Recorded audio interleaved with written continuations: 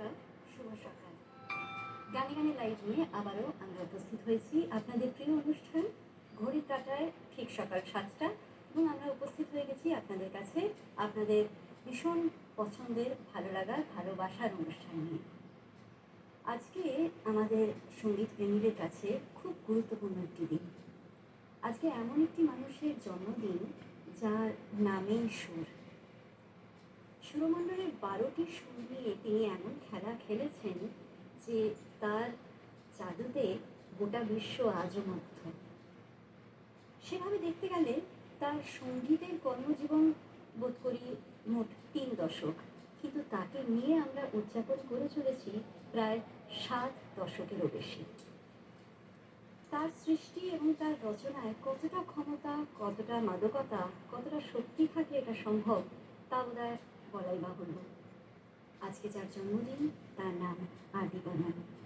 কেউ বা তাকে জানি পঞ্চমদা হিসেবে, কেউ বা বিশেষ করে বাড়ির মানুষরা তাকে চেনে তাদের আদরের টুবলু বলে।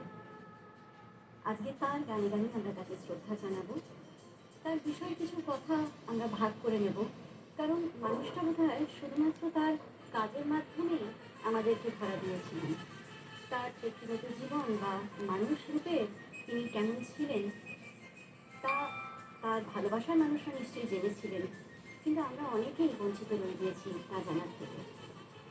আসুন তার জন্মদিন আমরা গানে গানে, কথায়, স্মরণে উদযাপন করি এবং প্রার্থনা করি যে তিনি আজকে যেখানেই আছেন আমাদের প্রয়াসকে যেন আশীর্বাদ করেন, এবং আশা করি তিনি যেন এতে আনন্দ পান, খুশি হন।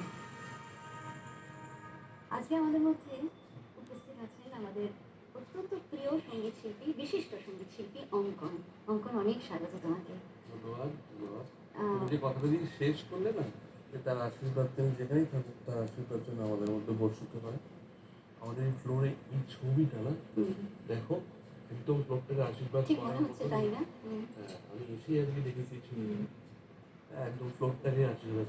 তো আমাদের সকলের প্রার্থনা অ্যান্ড উইশ যে সত্যি যেন সেই আশীর্বাদটা আমাদের মধ্যে বর্ষিত হয় একদম আর কি।